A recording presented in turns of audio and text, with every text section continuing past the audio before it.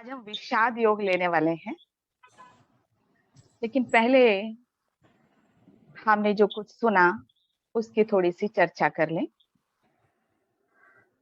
कि पिछली बार हमने सुना था कि महाभारत और भगवत गीता जब प्रारंभ में लिखी गई तो एक बहुत छोटे से रूप में थी और धीरे धीरे उसका बहुत विस्तार हुआ। तो हम समझ सकते हैं कि उसमें बीच में कितना इंटरपोलेशन हुआ होगा। तो जैसे पहले भी श्रुति के रूप में सारा ज्ञान था और बाद में धीरे धीरे उस शास्त्रों के रूप में लिखा गया। तो जैसे चाइनीज विस्पर कहा जाता है ना, कि कहते कुछ हैं और लास्ट में आते आते वो बदल जाता है। तो एक छोटी सी स्टोरी से हम शुरुआत करते हैं कि एक बार एक पुजारी था और वो कहीं गांव जा रहा था, दूसरी जगह पूजा करने के लिए। तो रास्ते में एक पेड़ के नीचे सोचा कि वो आराम करने लगे। तो थोड़ा सा उसने आराम किया और भोजन उसके साथ था। अब पहले जमाने में तो भोजन लेकर चलना पड़ता था, काफी पैदल जाना पड़ता था। तो वो जा रहा था और वहां वो आराम करने लगा। तो थोड़ी देर में क्या हुआ कि एक जो बगुले का पंख था ना, तो बगुले का जो पंख है वो उसके भोजन में आकर पड़ गया। अब वो जब पड़ गया तो वो भोजन तो खराब हो गया। अब उतनी दूर तो वो जा नहीं सकता था ना, क्योंकि अब कितने दिन भूखा रहता। तो वापस आ गया। उसकी पत्नी ने कहा, क्या हुआ, आप क्यों वापस आए? अरे क्या करे, मेरा भोजन खराब हो गया, उसमें बगुले का पंख पड़ गया, मैं कैसे भूखा रहता। उसके पति ने कहा, सुनो, किसी को ऐसे बोलना नहीं। तो कहा, हाँ मैं क्यों बोलूंगी। अब वो उसकी सहेली मिली, उसने कहा, जानती है, उससे रहा नहीं गया, मेरा पति वापिस आ गया। क्यों पता है? क्योंकि उसकी पत्नी ने पूछा, गांव में सबको खबर हो जाती थी वो कहीं गया था, किस वापस आ गया। तो कहा ना कि ऐसे बगुले का पंख आ गया था। तो उसकी सहेली ने फिर अपने पति को जाकर कहा, आप पता, उसके जो है ना मुख से बगुले के पंख निकलने लगे थे, इसलिए वो वापस आ गया। तो उसके पति ने कहा, अच्छा। अब फिर उसने दूसरे से कहा और उसके पति ने, और धीरे धीरे फिर ये खबर फैली कि उसके मुख से अब बगुले निकलने लगे। फिर और खबर फैली कि बगुलों का बहुत सारे झुंड निकलने लगा है। इस तरह से कहाँ बात बदल गई। ऐसे ही छोटा सा शास्त्र, छोटा सा ज्ञान और एक ही उद्देश्य, आत्मा और परमात्मा का ज्ञान, जो समाज को सुधारना था। वास्तव में उद्देश्य तो गीता का यही है। और इतने सारे श्लोकों के बीच कभी कभी असली चीज गायब हो जाती है। तो हम जो भी चर्चा करेंगे वो हमारे प्रैक्टिकल जीवन में उपयोगी होगा। और हर श्लोक की चर्चा नहीं करेंगे, क्योंकि एक एक श्लोक के अलग अलग अर्थ होते हैं। वैसे आप अलग अलग श्लोक अलग अलग लोगों से सुनते होंगे, तो उसका अर्थ भी अलग अलग होता है, क्योंकि संस्कृत में एक शब्द के अनेक अर्थ होते हैं। जैसे कि एक बार ब्रह्मा के पास देवताएं भी गए, दानव भी गए, मानव भी गए, और उन्होंने द शब्द का अर्थ जानना चाहा। तो ब्रह्मा ने सबको द ही वरदान दिया, लेकिन सब ने अपने हिसाब से अलग अलग वरदान लिया। देवताओं ने कहा, काम विकार का दमन करना है, और दानवों ने सोचा कि हम क्रोधी हो गए हैं तो हमें दया करना है। मानवों ने सोचा कि हम लोभी हो गए हैं, तो हमें ब्रह्मा ने शिक्षा दी है कि हमें अब दान करना है। तो इसी प्रकार एक एक शब्द का अलग अलग अर्थ लोग समझते हैं। तो हमने यहाँ पर ईश्वरीय विश्वविद्यालय में सत्य गीता ज्ञान सुना और उसको जीवन में अपनाया, जीवन को अप्लाई किया, तो हमने, क्योंकि एक के अलग अलग अर्थ हैं, तो जो हमने समझा वही हम आपको बतलाएंगे। तो यह नहीं कह सकते कि वह तो ऐसा बतलाता है, आप ऐसे बतलाते हो। तो आप कुछ अलग भी सुन सकते हो, लेकिन इस गीता ज्ञान से यह तो पक्का है कि सचमुच अगर आप जीवन में धारण करेंगे तो आपके जीवन में सुख और शांति फ्लो होने लगेगी। तो चलिए अब हम देखते हैं कि गीता आत्मा और परमात्मा के बीच में संवाद है। आत्मा बिना शरीर के नहीं सुन सकती, इसीलिए उसे जीवात्मा कहा जाता है। तो जो कृष्ण शब्द का प्रयोग किया गया है, उसके दो अर्थ होते हैं। एक भाववाचक होता है और एक जो नाउन होता है, संज्ञावाचक। तो कृष्ण शब्द का अर्थ होता है कि जो भक्तों को अपनी ओर आनंदित कर देता है, विनाश काल में सभी आत्माओं को अपनी ओर खींचता है और उनके विकारों को खींचकर उनसे मुक्त कर देता है, और जो शत्रुओं को भी अपनी शक्ति से खींचकर वह वश में कर लेता है।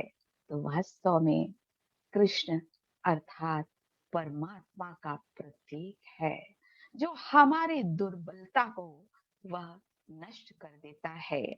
परमात्मा को अच्युत भी कहा जाता है। ये सारे वर्ड गीता में यूज हुए हैं। जो अपनी स्थिति से कभी फिसलता नहीं। हम आत्माओं में और परमात्मा में यही अंतर है कि परमात्मा की जो फुल पोटेंशियल एनर्जी मेंटेन रहती है, और हमारी जो काइनेटिक एनर्जी, अर्थात हम आत्माएं पुनर्जन्म में आती हैं और परमात्मा कभी भी पुनर्जन्म में नहीं आता। यही तो अंतर है आत्मा और परमात्मा में। इसीलिए कभी भी परमात्मा की ऊर्जा कम नहीं होती। परमात्मा को आदि भी कहा जाता है, अर्थात जो सबका आदि कारण है। भगवत गीता में 10वें अध्याय में दूसरे श्लोक में यही दिया हुआ है। ना तो मुझे कोई ऋषि मुनि जानते हैं, ना तो देवता जानते हैं, क्योंकि मैं सबका आदि कारण हूँ। तो परमात्मा स्वयं ही अपने बारे में बतलाता है। जनार्दन भी कहा जाता, अर्थात जो हमारे दुख को सुनकर इस धरा पर अवतरित होता है, वह गोविंद भी है, अर्थात इंद्रियों का स्वामी भी है, इंद्रियों का अधिष्ठाता भी है। इसीलिए उसे ऋषिकेश भी कहा जाता। वह केशव भी है। उसे ब्रह्मा विष्णु शंकर का रचयिता भी कहा जाता। आपको आश्चर्य होगा कि भगवत गीता वैसे तो फर्स्ट पर्सन में भगवान वाच में कहा गया है, लेकिन भगवान वाच में कभी भी भगवान ने कृष्ण शब्द यूज नहीं किया कि मैं कृष्ण हूँ। यह या तो अर्जुन वाच में आता है या संजय वाच में आता है। तो परमात्मा हमेशा ज्योति स्वरूप है, निराकार है। अब हम देखते हैं आत्मा के लिए जो शब्द भगवत गीता में बार बार आया है, वो क्या है? पार्थ शब्द सबसे ज्यादा बार आया है। तो पार्थ का अर्थ क्या होता है? पार्थ अर्थात इस शरीर में रहते हुए आत्मा, जीव आत्मा। अर्जुन कौन है? जो निष्कपट है, पवित्र है, मन वाणी से निर्बल है। हम सब अर्जुन हैं, जो बहुत प्यार से इस भगवत गीता के ज्ञान को सुन रहे हैं, अधिकारी हैं। क्योंकि दुर्योधन दुशासन को तो समय ही नहीं है सत्य गीता ज्ञान सुनने के लिए। वही धनुर्धर आत्मा अर्थात ज्ञान रूपी बाण से जो अपने जीवन के लक्ष्य को प्राप्त करता है, वही अनग है अर्थात निष्पाप, परम तप अर्थात कि जो परम तप करने वाला है, गुणाकेश जो नींद को जीतने वाला है। तो हमको परमात्मा योगी बनाता है, तो हम नींद को जीतने वाले बन जाते हैं। योगी कम सोता है। अनसुईया अर्थात परमात्मा हमको पवित्र बना देता। भारत भी कहा, भारत अर्थात जो पवित्रता के कार्य में ही व्यस्त है। धनंजय है, परमात्मा हमें ज्ञान धन को दे देता है। हम उससे अविनाशी कमाई करने लगते हैं। और इंद्र का पुत्र अर्थात जो इंद्र के समान पुरुषार्थ करने वाला है। और ये सब अर्जुनों का ही नाम है। अब आप जो भी सुनेंगे वह यह समझकर सुनना कि आपको ही भगवान सुना रहा है। यह 21वीं सदी है। 21वीं सदी में कहा जाता कि महाभारत हो रही है, सभी युद्ध के मैदान में हैं। हम और आप रोज युद्ध करते हैं। कोई छोटे युद्ध होते हैं, कोई बड़े युद्ध होते हैं। अभी भी जब कोरोना काल आया था तो क्या कहा जाता था? वी आर एट वॉर, हम युद्ध कर रहे हैं। तो इस युद्ध में या तो हम कौरव सेना में शामिल हो सकते हैं या तो पांडव सेना में शामिल हो सकते हैं। और इस समय 21वीं सदी की सबसे बड़ी जो गिफ्ट है वह डिप्रेशन इतना ज्यादा बढ़ गया है। तो भगवत गीता एक साइकोथेरेपी की बेस्ट बुक है जो हमें खुश रहना सिखलाती, डिप्रेशन से मुक्त होना सिखलाती, जीवन जीना सिखलाती। तो क्या हम कर्म छोड़ दें, कर्म नहीं करें? कर्म तो हमको करना ही है। हमें कोई जंगल में जाकर सन्यासी नहीं बनना। तो भगवत गीता हमें श्रेष्ठ कर्म करने की कला सिखलाती और इससे ही जीवन में हमें सफलता प्राप्त होती है, सुख शांति का रास्ता मिल जाता है। आज ये डिप्रेशन कितनी बड़ी बीमारी हो गई है। अर्जुन डिप्रेशन में ही तो जा रहा था और आज 300 मिलियन लोग डिप्रेशन के शिकार हैं। 2005 से 2015 तक लगभग 18% लोग इससे ज्यादा सफर कर रहे हैं। आज मुझे खुद चेक करना है इसका कारण क्या है। कहीं मैं गलत रास्ते पर तो नहीं जा रहा, मुझे सही रास्ते पर जाना है। तो आइए हम देखते हैं कि आज इसका कारण क्या है। कुछ समय हम ठहरें है और चेक करें। किधर जा रहे हो, वो मंजिल नहीं तो जिधर जा रहे हो।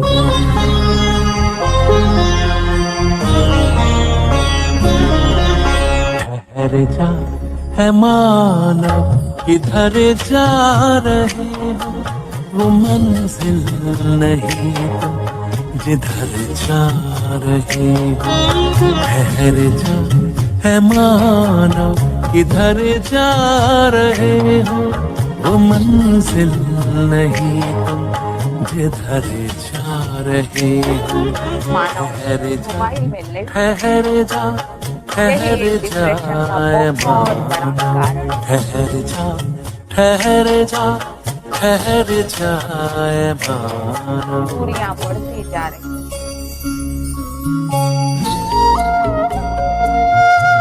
बच्चे गेम्स के एडिक्ट हो गए।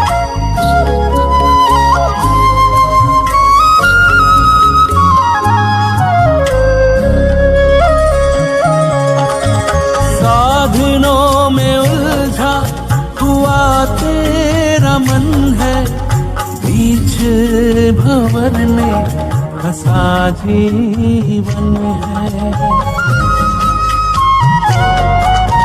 साधनों में उलझा हुआ तेरा मन है, बीच भंवर में हंसा जीवन है। सुनहरा ये मृग तुमको दौड़ा रहा है। हम देखते हैं इस 21वीं सदी में किस तरह से हम इस विषाद से बाहर आए। फर्स्ट चैप्टर, जिसको विषाद योग कहा जाता है, हम इसके एक श्लोक को ही देखते हैं और इसमें लगभग 47 श्लोक हैं। हम इसकी गहराई में जाएंगे। वैसे भगवत गीता एक अहिंसक शास्त्र है।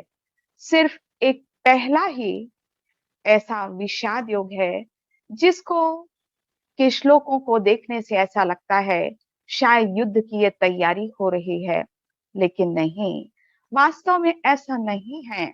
ये सारा प्रतीकात्मक है और अगर हम इसकी गहराई में जाएंगे तो हमें समझ आ जाएगा, क्योंकि बहुत सारे विद्वान इस बात को मानते हैं कि वास्तव में ये सूक्ष्म युद्ध है। तो चलिए हम गीता शास्त्र के अंदर प्रवेश करते हैं। पहले ही श्लोक में धृतराष्ट्र संजय से पूछता है, धर्म क्षेत्रे कुरुक्षेत्रे समवेतायुत्सवः मामका पांडवश्चैव किम कुर्वत् संजय। संजय, युद्ध की इच्छा से मेरे पुत्र और पांडव पुत्र ये धर्म क्षेत्र और कुरुक्षेत्र में का क्या हुआ, जो उस इच्छा से एकत्रित हुए थे। तो चलिए अब हम बहुत गहराई से समझते हैं क्षेत्र का अर्थ क्या होता है। भगवत गीता में भी क्षेत्र का अर्थ 13 चैप्टर में लिखा हुआ है, इदम शरीरम कौन्तेय क्षेत्र मित्र भिधीयते। अर्थात यह शरीर एक क्षेत्र है और जो इसको जानता है उसको क्षेत्रज्ञ कहते हैं। तो क्षेत्र इस स्थान को भी कहा जाता है। तो एक तो युद्ध हम इस मानव मन के अंदर चल रहा है और दूसरा जो युद्ध है वह बाहर चल रहा है। अर्थात यह एक महाभारत एक बाहर चलता है और एक अंदर चलता है। तो अच्छाई और बुराइयों के मध्य जो युद्ध चलता है मानव मन के अंदर, वो पांडवों का मनोयुद्ध है। और इसी युद्ध के लिए भगवत गीता भगवान अर्जुन को सुनाते हैं। अर्थात हम सब अर्जुन के अंदर ये युद्ध चल ही रहा है, अच्छाई और बुराई के बीच। उसके लिए हमें पावर चाहिए और वही पावर हमें गीता ज्ञान से मिलती है। और गीता युद्ध अर्थात ये अहिंसक है। अब दूसरी तरफ हिंसक युद्ध, क्योंकि गीता ज्ञान कहाँ सुनाया गया? महाभारत के कुरुक्षेत्र में सुनाया गया। तो कुरुक्षेत्र का मैदान क्या है? एक तो हमने अंदर देखा, चलिए अब हम वो बाहर मैदान देखते हैं जहां पर हिंसक युद्ध चल रहे हैं। तो एक तो पारिवारिक युद्ध है। अपने घर में भी आप देखो, किसी भी घर में शांति नहीं है, छोटी छोटी बातों में लड़ाइयां होती हैं। नेशन में भी, प्रदेश में भी लड़ाइयां हो रही हैं, अंतरराष्ट्रीय युद्ध भी हो रहा है। तो वास्तव में सारा संसार ही ये युद्ध का मैदान है। अब हम उस कुरुक्षेत्र को देखते हैं जो भगवत गीता में लिखा है। वास्तव में जो कुरुक्षेत्र ये हरियाणा का ये छोटा सा स्थान नहीं है, क्योंकि उसका नाम तो करीब 100 वर्ष पहले कुरुक्षेत्र हुआ। पहले तो उसका नाम थानेश्वर था। अर्थात ये जो प्रतीकात्मक है, ये सारा संसार है। अब युद्ध की सेना भी खड़ी हुई है। इसको गहराई से समझने की आवश्यकता है। 18 अक्षौणी सेना क्या इस छोटे से युद्ध के मैदान में हरियाणा में खड़ी हो सकती है? नहीं। ये भी प्रतीकात्मक है, क्योंकि एक अक्षौणी सेना में देखिए 21,870 रथ, 21,870 हाथी, पैदल सेना 1 लाख से ज्यादा, घुड़सवार 65,000। और इसको अगर हम 18 अक्षौणी के रूप में देखते हैं तो लगभग 48 लाख ही आते हैं। एक मैदान में 48 लाख तो योद्धा हैं, उनके केयर टेकर भी होंगे। मतलब प्रतिदिन 1 करोड़ लोग वहां पर मौजूद थे उस मैदान में। और महाभारत युद्ध में कहा जाता है कि 1 अरब 66 करोड़ 20 हजार योद्धा मारे गए, ऐसा महाभारत में लिखा है। और हमारे भारतवर्ष की जनसंख्या अभी कितनी है? अभी लगभग 1 अरब कितनी है? 30 करोड़, इतनी ही तो है। मतलब ये जनसंख्या क्या उस समय ज्यादा थी? ऐसा हो ही नहीं सकता। सारे कल्प में जो जनसंख्या अभी है वो कभी भी नहीं थी, क्योंकि भगवत गीता के अनुसार भी भगवान ने कहा है कि कल्प के आरंभ में सभी आत्माओं को मैं भेजता हूँ और फिर अंत में ही वापस में अपने समान बनाकर ले जाता हूँ। मतलब एक बार जब आत्मा यहाँ आती है तो पुनर्जन्म लेती ही रहती है। कहने का अर्थ कि महाभारत अभी चल रहा है। ये युद्ध का मैदान अभी ही है। वेद व्यास जी ने थर्ड आई से अभी की परिस्थितियां देखी और उसको इस रूप में लिख दिया।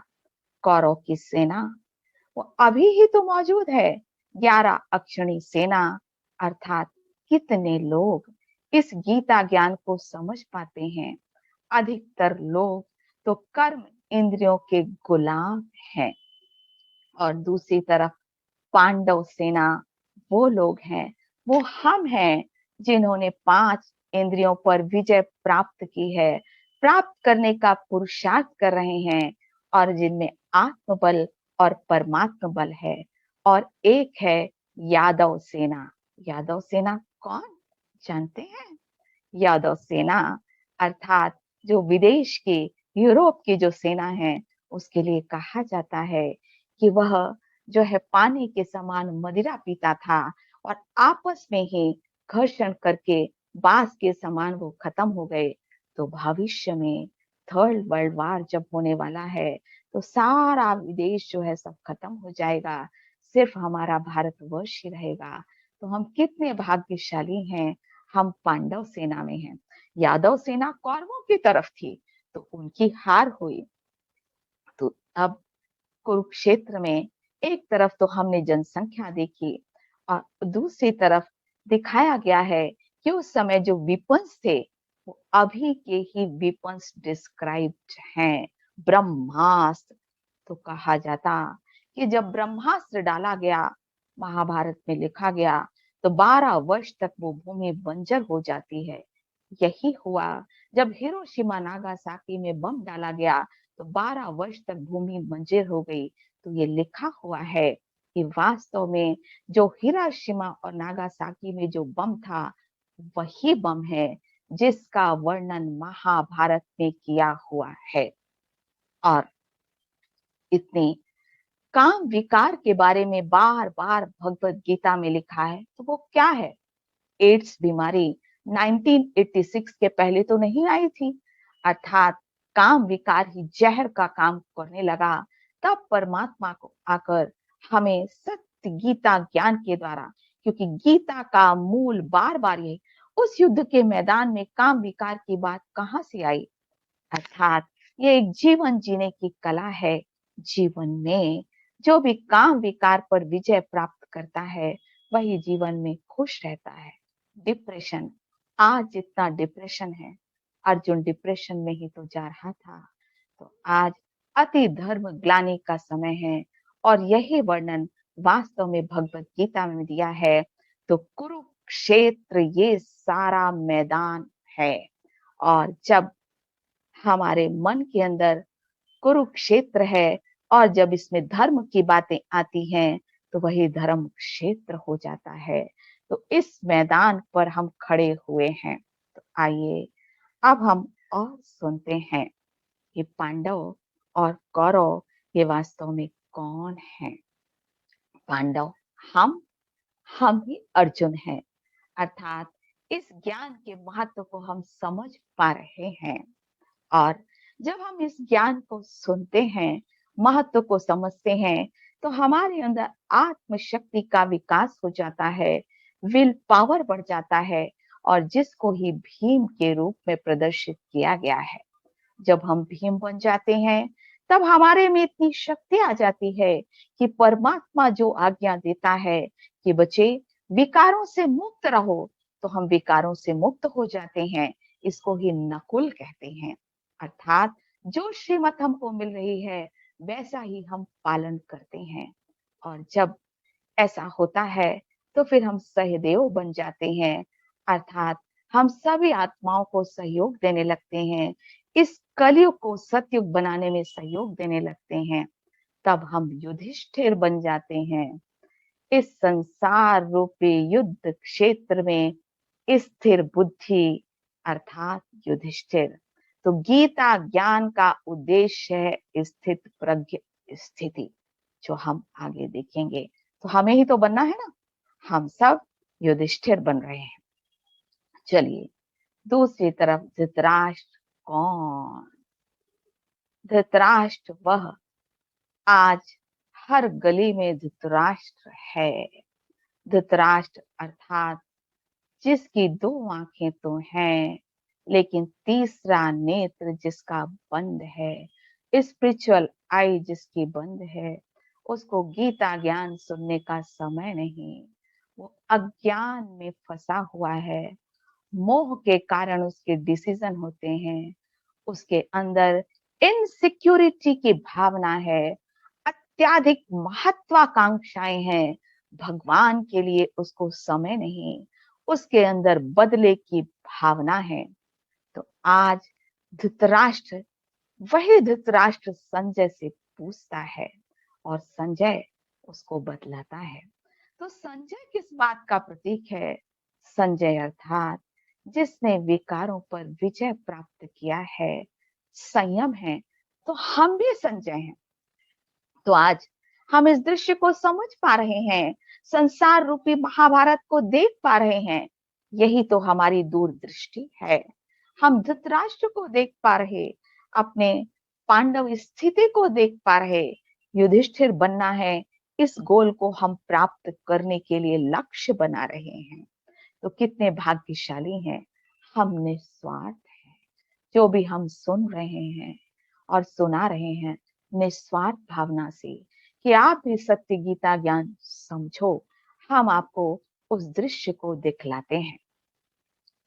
तो संजय ने अपने कर्म इंद्रियों पर विजय प्राप्त किया हुआ है, इसीलिए वह आत्मा और परमात्मा के ज्ञान को सुनकर अतीन्द्रिय सुख का अनुभव करता है। इसलिए भगवत गीता में 18वें चैप्टर में लास्ट में संजय ने यही कहा कि मुझे बार बार स्मृति करके मुझे बहुत हर्ष का अनुभव हो रहा है इस गीता ज्ञान को सुनकर। अर्जुन हूँ और भगवान मेरा सारथी है। सारे दिन मैं उस आनंद का अनुभव करूं कि भगवान मेरा साथी और साथी, मेरे जीवन में दुख का नाम निशान नहीं। इसको ही योग कहते हैं। गीता योग शास्त्र है। तो आप सबको बहुत बहुत बधाई जो आप इस योग के रास्ते में आगे बढ़े।